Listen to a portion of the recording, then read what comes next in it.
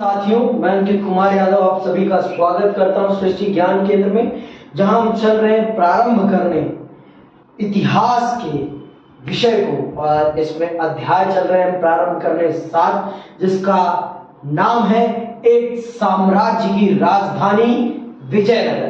देखिए, ये जो चैप्टर है, ये अध्याय जो है, ये सबसे महत्वपूर्ण अध्यायों में से एक है।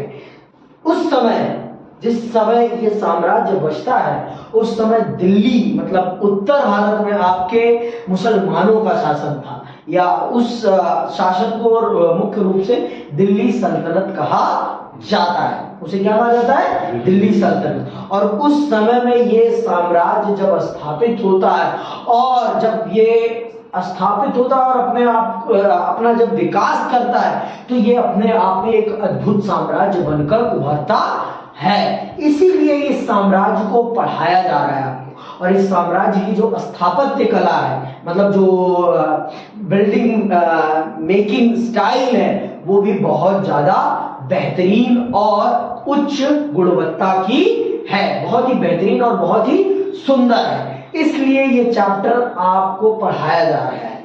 इस चैप्टर की सबसे बड़ी विशेषता है ये साम्राज्य और इसकी स्थापत्य कला, और इसके बनने का जो समय काल है ना, वो एक हिंदू साम्राज्य के उदय का समय काल नहीं था। फिर भी ये साम्राज्य उदय होता है और अपना विस्तार करता है। जैसे कि मैंने आपको बताया, उस समय अधिकतम जो साम्राज्य थे वो मुस्लिम साम्राज्य थे, और आपके उत्तर भारत में दिल्ली सल्तनत का शासन था। दिल्ली सल्तनत का शासन था। तो उस समय में यह साम्राज्य स्थापित होता है और अपने आप को एक बहुत ही ज्यादा प्रभावशाली साम्राज्य के रूप में स्थापित करता है। तो आइए चलते हैं, इसको विस्तार से समझते हैं और इसकी एक एक कड़ी को जानते हैं कि यह साम्राज्य कैसे बना और इसके बनने में अथवा इसके बिगड़ने में किसका कैसे योगदान होता है। ठीक है, तो चलिए प्रारंभ करते हैं और जानते हैं। दक्षिण भारत के विशाल भूभाग में चालुक्य एवं चोल साम्राज्यों के पतन के परिणाम स्वरूप 4 साम्राज्यों पांड्य, होयसाल, काकतीय और यादव का उत्कर्ष हुआ। इन चार साम्राज्यों का उदय हुआ। किसके बाद? चालुक्य और चोल साम्राज्य के पतन के बाद इन 4 साम्राज्यों ने दक्षिण भारत के साम्राज्यों पर अपना नियंत्रण स्थापित किया। किसने? एक है आपका पांड्य, होयसाल, काकतीय और यादव, ठीक है, का उत्कर्ष हुआ। किंतु दिल्ली सुल्तानों द्वारा दक्कन और दक्षिण भारत पर बार बार किए जाने वाले आक्रमणों के कारण इन राज्यों की शक्ति दुर्बल होने लगी और अंततः उन पर दिल्ली सल्तनत का प्रभुत्व स्थापित हो गया।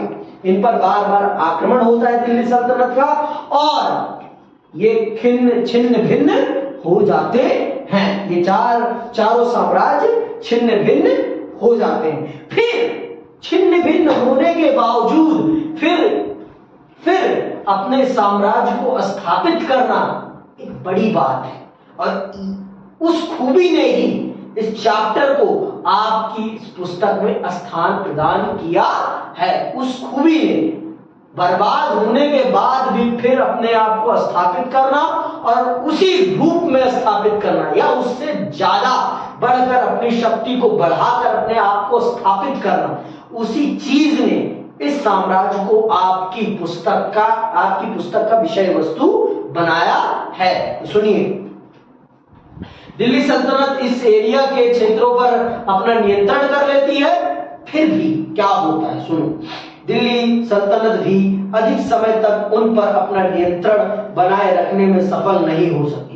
मोहम्मद बिन तुगलक के शासन काल के अंतिम वर्षों में उत्पन्न होने वाली अराजकता एवं अव्यवस्था के परिणाम स्वरूप 14वीं शताब्दी के चौथे और 5वें दशकों में दक्षिण में 2 महत्वपूर्ण स्वतंत्र राज्यों का उदय हुआ, जिन्हें विजयनगर साम्राज्य तथा बहमनी राज्य के नाम से जाना जाता है। ये जो आपके मोहम्मद बिन तुगलक थे, या कहिए तुगलक साम्राज्य जो था दिल्ली सल्तनत का, वो कमजोर होने लगा था और उस कमजोरी का फायदा उठाकर दक्षिण भारत में दो नए साम्राज्यों का उदय होता है। इनके बीच में जब कमजोरी आती है तो वो उस कमजोरी का फायदा उठाते हैं और एक नया साम्राज्य स्थापित करते हैं। दक्षिण भारत में दो नए साम्राज्य स्थापित करते हैं। कौन कौन से? विजयनगर और आपका है दूसरा बहमनी साम्राज्य, बहमनी राज्य। ठीक है, प्रस्तुत अध्याय में हमारे अध्याय का प्रमुख विषय विजयनगर साम्राज्य की राजधानी हम्पी के स्थापत्य का विभिन्न पहलुओं से अध्ययन करना है। राजनैतिक व्यवस्था और समकालीन स्थापत्य में घनिष्ठ संबंध होता है। अंततः हम्पी की महान विरासत का अध्ययन करने के साथ साथ विजयनगर साम्राज्य की स्थापना, उत्कर्ष, प्रशासनिकीय व्यवस्था आदि को समझने का प्रयास भी इस अध्याय में किया जाएगा। हम इस अध्याय में हमारी प्रमुख विषय वस्तु क्या है? हमारा विजयनगर साम्राज्य। हमारा विजयनगर साम्राज्य हमारी प्रमुख विषय वस्तु है। तो हम उसके बारे में विस्तार पूर्वक उसकी सभी चीजों को समझेंगे, जिसमें उसकी स्थापत्य कला है, जिसमें उसके प्रशासन की रणनीति है। सभी चीजों को हम बखूबी समझेंगे और वहां की संस्कृति को भी समझेंगे। देखो, विजयनगर का अगर सबसे ज्यादा कुछ फेमस है तो उसकी शासन व्यवस्था सबसे ज्यादा फेमस है और उसकी स्थापत्य कला, उसकी स्थापत्य कला, ये दो चीजें सबसे ज्यादा फेमस है। किसकी? विजयनगर साम्राज्य की। विजयनगर साम्राज्य की ये दो चीजें सर्वाधिक प्रचलित हैं। ठीक है, चलिए पढ़ते हैं और समझते हैं विजयनगर साम्राज्य को। ठीक है, अंडरलाइन करना जो बातें मैं कहूंगा। विजयनगर अर्थात विजय का शहर, जीत का शहर है। कौन? आपका विजयनगर, जिसका अर्थ क्या है? विजयनगर का अर्थ क्या है? जीत का शहर या विजय का शहर। एक शहर तथा साम्राज्य दोनों के लिए प्रयुक्त नाम था। एक साम्राज्य के लिए भी अच्छा नाम था और उसकी राजधानी के लिए भी बहुत ही अच्छा नाम था। साम्राज्य भी का नाम सेम है और राजधानी का भी नाम सेम है। साम्राज्य, जैसे हमारे देश का नाम क्या है? भारत, लेकिन भारत की राजधानी का नाम क्या है? दिल्ली। लेकिन जो विजयनगर था उसके साम्राज्य का नाम भी विजयनगर था और उसकी राजधानी का नाम भी क्या था? विजयनगर। उसकी राजधानी का नाम भी क्या था? विजयनगर। समझ में आई बात? आगे सुनो।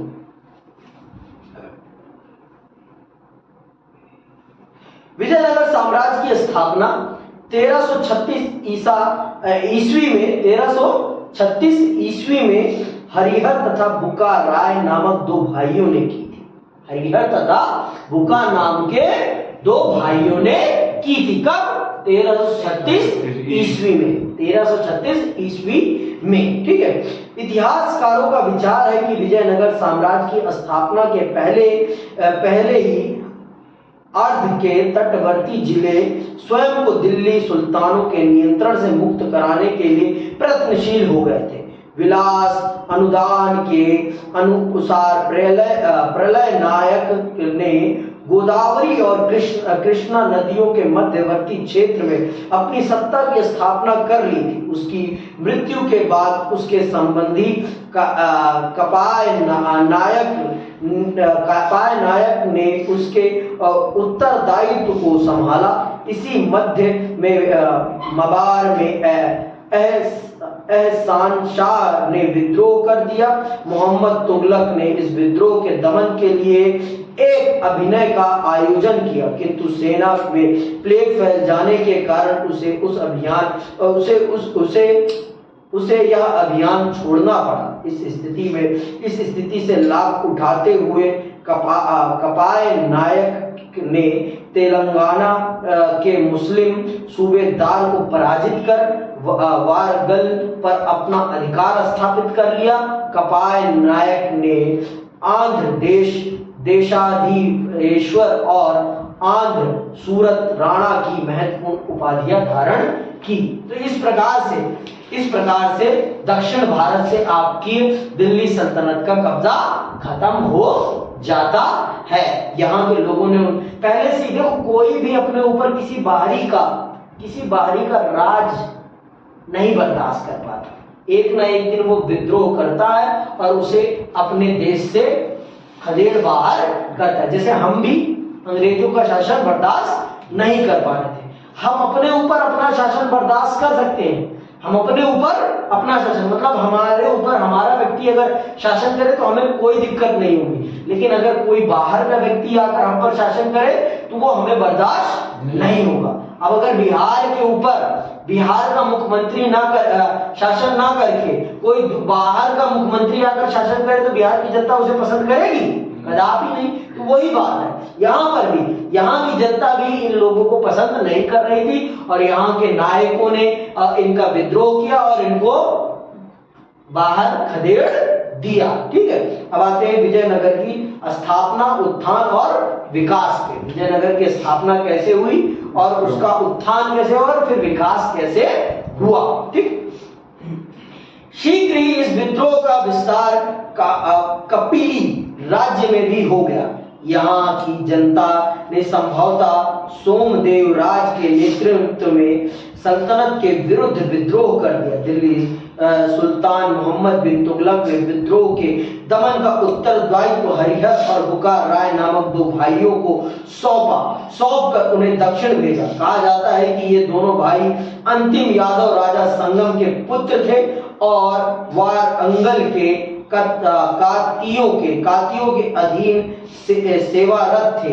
दिल्ली सुल्तान के हाथों वारंगल की पराजय के बाद वे कपिली चले गए। जब मोहम्मद बिन तुगलक ने एक मुसलमान विद्रोही को शरण देने के कारण कपिली पर आक्रमण किया तो वह हरिहर और बुका को बंदी बनाकर अपने साथ दिल्ली ले गया था। दोनों भाई इस्लाम स्वीकार करके मुसलमान बन गए थे। सुल्तान ने दोनों भाइयों से स्वामी भक्ति की शपथ लेकर उन्हें इस क्षेत्र में शांति एवं व्यवस्था स्थापित करने का उत्तरदायित्व सौंपा। दोनों ने अपने कार्य को सफलतापूर्वक संपन्न किया। देखो, ये दोनों बहुत बड़े योद्धा थे और ये दोनों आखिरी यादव राजा संगम के पुत्र थे। आखिरी यादव राजा संगम के पुत्र थे और ये दोनों बहुत ही वीर थे। और जब इनके साम्राज्य पर हमला हुआ तो इनका साम्राज्य हार जाता है और ये फिर एक जगह जाकर शरण लेते हैं। फिर आपका मोहम्मद बिन तुगलक उस पर भी आक्रमण करता है कि तुमने युद्ध बंदियों को अपने घर में शरण कैसे दी, मतलब अपने साम्राज्य में तूने इनको शरण कैसे दी। तो उस पर भी आक्रमण करता है और फिर इनको अपने साथ बंदी बनाकर ले जाता है। और फिर ये दोनों क्या करते हैं, ये दोनों मोहम्मद बिन तुगलक को ये विश्वास दिलाते हैं कि हम आपके हितैषी हैं, हम आपके हितैषी हैं, हमें छोड़ दीजिए, हमें मौका दीजिए अपनी सेवा करने का। तो वो इस्लाम भी कबूल लेते हैं। लेकिन जब उन्हें मौका मिलता है, उन्हें जब ये उत्तरदायित्व दिया जाता है कि जाओ उस विद्रोह को समाप्त करो और वहां पर दिल्ली सल्तनत का परचम लहराओ, तो वो आते हैं, सफलतापूर्वक उस विद्रोह को समाप्त भी करते हैं। लेकिन फिर वो दिल्ली सल्तनत का परचम नहीं, अपना परचम गाड़ देते हैं। तो इस प्रकार से वो विजयनगर साम्राज्य की स्थापना करते हैं और अपने वंश का नाम अपने पिता के नाम पर रखते हैं। और उनके पिता का नाम क्या था? संगम। तो इस प्रकार से इन दोनों भाइयों के वंश का नाम क्या पड़ जाता है? संगम वंश। तो विजयनगर साम्राज्य की स्थापना किसने करी है?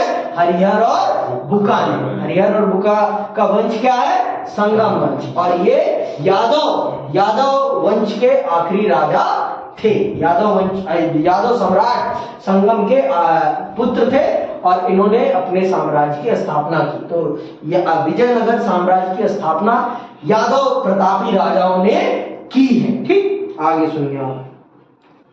कुछ ही समय बाद हरिहर और बुका ने अपने नए स्वामी और नए धर्म दोनों का परित्याग कर दिया। दोनों ने जब अपना सिक्का जमा लिया तो धर्म को भी त्याग दिया और स्वामी को भी त्याग दिया। चलो निकलो, हमें आपकी जरूरत। और फिर वो हिंदू धर्म में दीक्षा ले लेते हैं। फिर से वो हिंदू धर्म में दीक्षा ले लेते हैं। तो इसे कहते हैं कूटनीति। इसे क्या कहते हैं?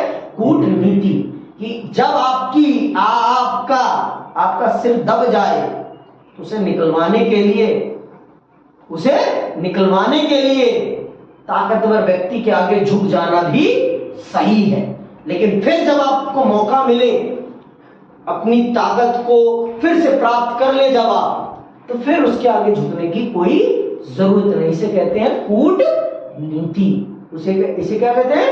कूटनीति। समझ में आ गया? इसे ही कहते हैं राजनीति, कि अपने आप को स्थापित करने के लिए कोई भी कुछ भी कर सकता है। ये जो राजपाट है ना, जैसे आपके औरंगजेब ने अपने बाप को मार डाला, अपने बाप को कैदी बना लिया ना, अपने भाइयों को मार डाला, सिर्फ किसके लिए? सत्ता के लिए। तो सत्ता एक ऐसी चीज है जो किसी से भी कुछ भी करवा सकती है, कुछ भी करवा सकती है, क्योंकि सत्ता से ही सब कुछ है और सत्ता के बिना कुछ नहीं है। सत्ता के बिना कुछ नहीं है मेरे भाई, सत्ता ही सब कुछ है इस दुनिया में। आज जो ये यूक्रेन और हमास और फिलिस्तीन का जो युद्ध हो रहा है, वो किसके लिए हो रहा है? जमीन के लिए तो हो रहा है ना, क्योंकि जमीन नहीं रहेगी तो सत्ता कहां स्थापित करोगे अपनी?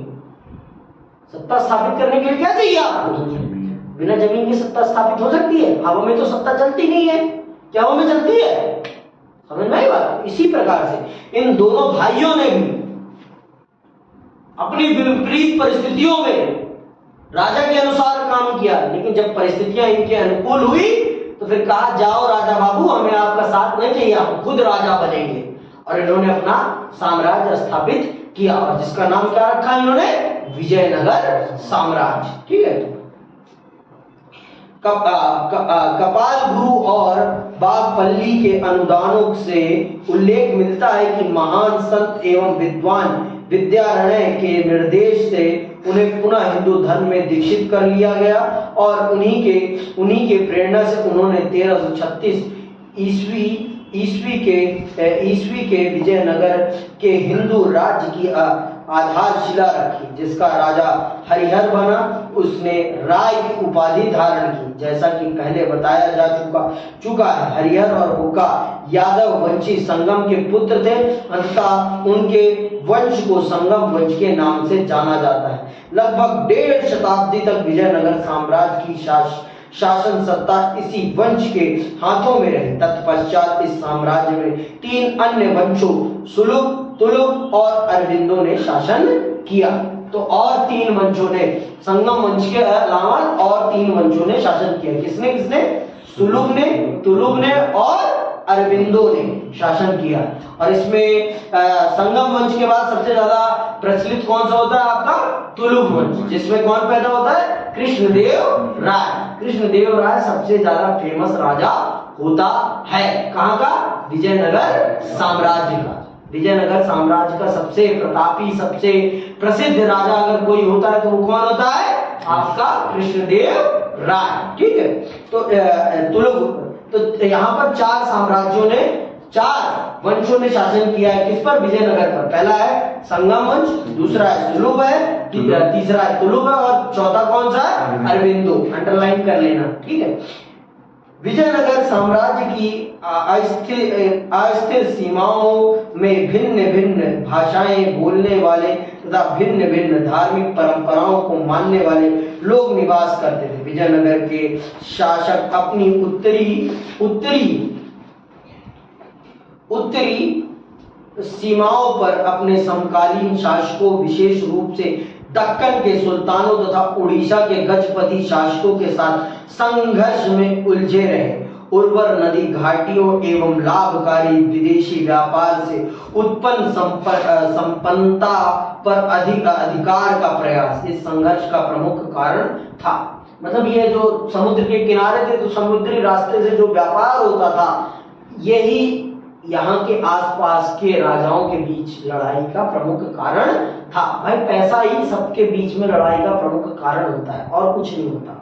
और राजाओं के बीच में भी, महाराजाओं के बीच में भी, सम्राटों के बीच में भी, देशों के बीच में भी अगर किसी चीज की लड़ाई है तो किस चीज की लड़ाई है? पैसे की लड़ाई है, संपत्ति की लड़ाई है और भूमि की लड़ाई है। यही तो लड़ाई है ना, कि और कोई लड़ाई है? और कोई लड़ाई नहीं, सिर्फ यही एक लड़ाई का प्रमुख कारण है। सबसे ज्यादा पैसा कमाना चाहते हैं।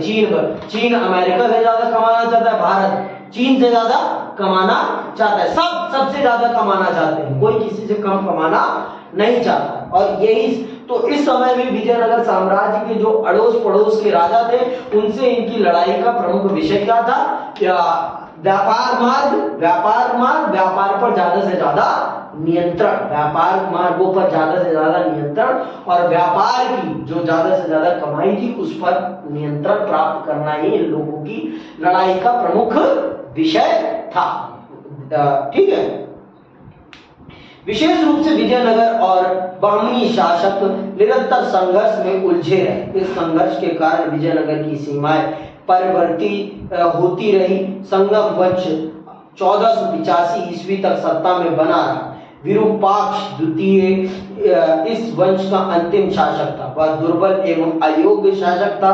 उसके शासन काल में व्यक्त अराजकता एवं अव्यवस्था से लाभ उठाते हुए चंद्रगिरी के एक हिंदू सरदार नरसिंह सुलभ ने 1486 ईस्वी में विरूपाक्ष को गद्दी से उतारकर सिंहासन पर अधिकार कर लिया। इस प्रकार विजयनगर में सुलभ वंश की स्थापना, सुलभ वंश की शासन सत्ता समाप्त हो गई।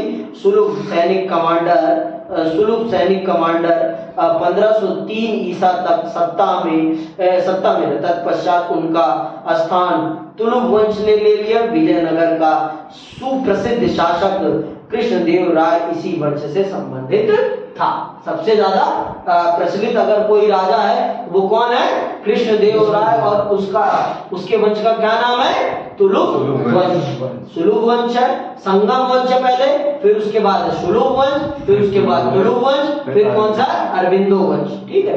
तो इस प्रकार से आपके विजयनगर पर इन चार वंशों ने शासन किया। इन चार वंशों ने शासन किया जिनमें सबसे ज्यादा प्रचलित प्रसिद्ध कौन है? कृष्णदेव राय। तुलुभ वंश का कृष्णदेव राय। तो आपने जान लिया कि किस प्रकार से यादव सम्राट हरिहर और बुका ने किस प्रकार से विजयनगर साम्राज्य की स्थापना की। बहुत अच्छी राजनीतिक कूटनीति का प्रयोग करते हुए, बहुत ही अच्छी राजनीतिक कूटनीति का प्रयोग करते हुए उन्होंने विजयनगर साम्राज्य की स्थापना की और किस प्रकार से विजयनगर साम्राज्य को का विस्तार प्रचार किया और एक सुसंगठित साम्राज्य की स्थापना की। अब हम अगली क्लास में पढ़ेंगे कृष्णदेव राय को और उसकी नीतियों को बखूबी समझेंगे, क्योंकि ये इतिहास है और ये बोर ना करे आप लोगों को तो ज्यादा बढ़िया है। ठीक है। तो अगली क्लास में हम इसको ज्यादा पढ़ेंगे। आज मैं ज्यादा नहीं पढ़ाऊंगा क्योंकि आप इसको समझे खुद। ठीक है, थोड़ा बहुत। और आपको मैं एक काम दे रहा हूं कि चारों जो साम्राज्य है, चारों जो वंश है, इनके सभी प्रमुख राजाओं के नाम आप लोग लिखकर लाएंगे। सभी प्रमुख राजाओं के नाम लिख के लाएंगे और अंतिम राजाओं के नाम लिखकर लाएंगे। ठीक है। तो और विजयनगर साम्राज्य इन्हीं चार वंशों के बीच में संचालित होता है। ठीक, आज के लिए बस इतना ही। आप सबसे मैं प्रणाम करता हूं। जय हिंद, जय भारत।